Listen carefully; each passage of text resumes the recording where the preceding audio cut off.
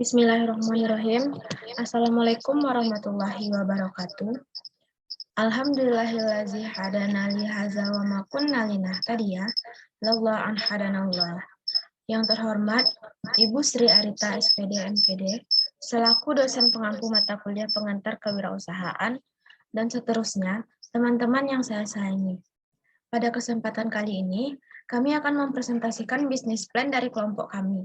Sebelumnya, izinkan saya memperkenalkan anggota dari kelompok kami, yaitu saya sendiri, Olena Sylvia, dengan NIM 210366160, dan rekan saya, Dafnesi Rahmadani Putri dengan NIM 210366015. Baiklah, langsung saja saya mulai. Kelompok kami memilih rancangan bisnis plan Cake and Bakery. Roti dan kue merupakan makanan selingan atau cemilan bagi masyarakat Indonesia. Namun, pada beberapa kondisi, ada juga yang menjadikan roti sebagai makanan pokok pengganti nasi. Hal ini disebabkan karena bahan dasar pembuatan roti, yaitu gandum, yang memiliki karbohidrat yang cukup tinggi, yaitu berkisar antara 60 sampai dengan 80%.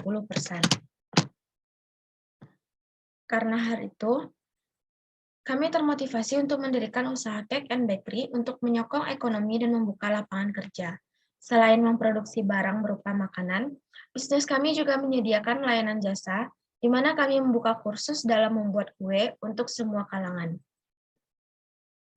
Selanjutnya, tujuan kami mendirikan bisnis ini yaitu untuk mengembangkan bakat dan minat, melatih dan mengembangkan jiwa berwirausaha, menjadi pengusaha dalam bidang makanan yang mengerti akan pangsa pasar dan dunia bisnis, serta menyediakan jajanan yang sehat dan berkualitas untuk masyarakat. Selanjutnya yaitu keutamaan dari bisnis kami, menggunakan bahan baku berkualitas, menggunakan alat yang berkualitas, pelayanan cepat dan ramah, harga terjangkau, rasa menjamin, serta kebersihan nomor 1. Selanjutnya, strategi teknologi dan informasi yang kami gunakan yaitu sebagai alat dan bahan yang berkualitas memanfaatkan teknologi modern untuk mengetahuinya. Kemudian menemukan inspirasi baru untuk pengembangan usaha dari berbagai informasi menggunakan teknologi yang canggih. Yang ketiga, memanfaatkan teknologi untuk menghasilkan produk-produk berkualitas. Serta yang keempat, yaitu tentunya teknologi dan informasi kami gunakan dalam strategi pemasaran. Sekian dari saya, selanjutnya akan dilanjutkan oleh rekan saya, yaitu Dafnesi. Kepada Dafnesi, disilakan.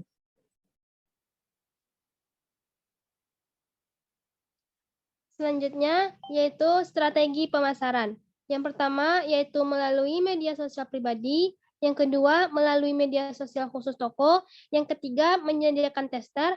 Yang keempat, melalui brosur. Yang kelima, melalui pengiklanan dengan spanduk di depan toko. Dan yang terakhir, yaitu melalui informasi dari mulut ke mulut.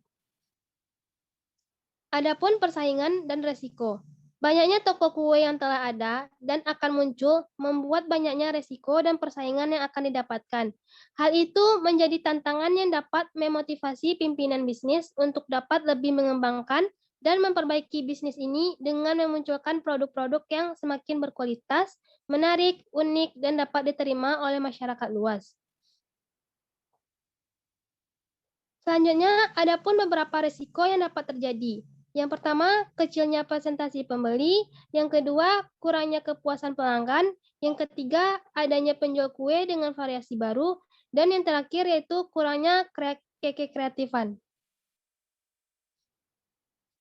Adapun aspek keuangan. Pertama, sumber pendanaan dari dua modal. Yang pertama, modal pribadi, dan yang kedua yaitu kredit bank. Adapun penggunaan dananya, yang pertama, pembelian alat dan bahan baku, yang kedua, pemeliharaan alat, yang ketiga, air dan listrik, yang keempat, pengiklanan atau pemasaran, dan yang terakhir yaitu gaji karyawan. Itulah hasil dari diskusi kelompok kami tentang bisnis plan. Kalau ada salah dan kurang, kami mohon maaf. Assalamualaikum warahmatullahi wabarakatuh.